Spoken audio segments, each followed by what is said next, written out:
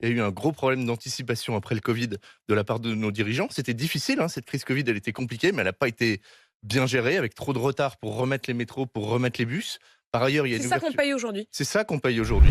Vous êtes en colère parce que le tarif du pass Navigo va bien augmenter. Le tarif mensuel passera à 84,10 € au 1er janvier 2023. Une augmentation de 12%. Le ticket de métro à l'unité, alors que ce sera plus forcément un ticket papier, mais enfin qui s'appellera toujours ticket, lui passe de 1,90 € à 2,10 € Et encore, on limite la casse puisque l'État a dit qu'ils allaient mettre 200 millions d'euros au pot.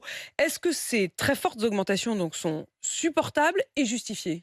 Bah, écoutez, elles sont lourdes. On n'a jamais eu une augmentation aussi lourde de nos tarifs. D'habitude, les tarifs augmentaient de 3 € par an sur un pass Navigo à 70, ce qui peut s'entendre parce qu'on veut des transports de qualité, ce qui est loin d'être le cas aujourd'hui, donc ça a un coût. En revanche, là, il y a vraiment un coup de bambou où tout d'un coup, les gens vont payer beaucoup plus cher, dans un contexte où tout augmente, et donc il y a des gens pour lesquels ça va être très difficile.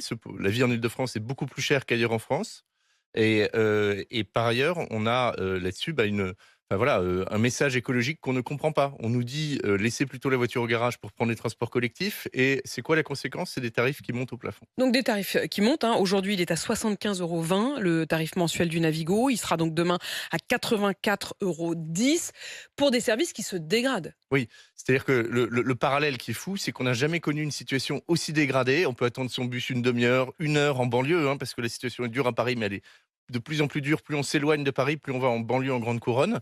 Et le métro, les rames sont bondées, les RER, le B et le D sont toujours aussi compliqués. Et donc, on a un effet ciseau entre une augmentation des tarifs très forte, comme rarement, qui est le fruit d'un psychodrame, mais qui a été dingue entre Valérie Pécresse et le gouvernement, des batailles de chiffonniers qui sont En fait, on a indignes. l'impression qu'à chaque fois qu'on pointe ce problème, notamment le problème effectivement de l'attente entre chaque bus ou chaque rame de métro, si vous dites ça à la RATP, ils vous disent c'est pas nous, c'est Valérie Pécresse. Si vous dites ça à Valérie Pécresse, elle dit c'est pas nous, c'est la RATP. Personne n'assume. C'est notre lot d'associations d'usagers de savoir qu'il y a plein d'acteurs qui adorent se renvoyer la balle, et justement d'essayer de travailler avec les élus locaux, les maires, pour qu'on on démêle cet imbroglio de responsabilités. Et en fait, qu'est-ce qu'on découvre? Les transports collectifs, c'est quelque chose d'industriel, c'est quelque chose de très lourd. Vous pouvez pas mettre comme ça 50 bus sur une même ligne, sans avoir du temps. Il y a eu un gros problème d'anticipation après le Covid de la part de nos dirigeants. C'était difficile, hein, cette crise Covid, elle était compliquée, mais elle n'a pas été bien gérée, avec trop de retard pour remettre les métros, pour remettre les bus. Par ailleurs, il y a C'est une ça qu'on ouverture. paye aujourd'hui. C'est ça qu'on paye aujourd'hui. Il y a eu toute Un une défaut époque, d'anticipation. un défaut d'anticipation, des problèmes financiers qui faisaient très peur, dans lesquels on a dit aux opérateurs: Recrutez moins». On en voit les conséquences aujourd'hui, et une ouverture à la concurrence qui existe ailleurs dans tous les réseaux de province, hein, à Bordeaux, à Angers, à Lille. Il y a pas de On peut passer d'un opérateur à l'autre sans qu'il y ait un drame. C'est quelque chose de tout nouveau en Île-de-France, qui nécessite du temps, plus de temps, de pas se presser pour faire ça bien. Et aujourd'hui, ça se fait mal, et donc les conducteurs de bus s'en vont. Ils disent: écoutez, si c'est pour travailler plus avec le niveau de vie parisien, autant que j'aille habiter à Lyon ou à Strasbourg.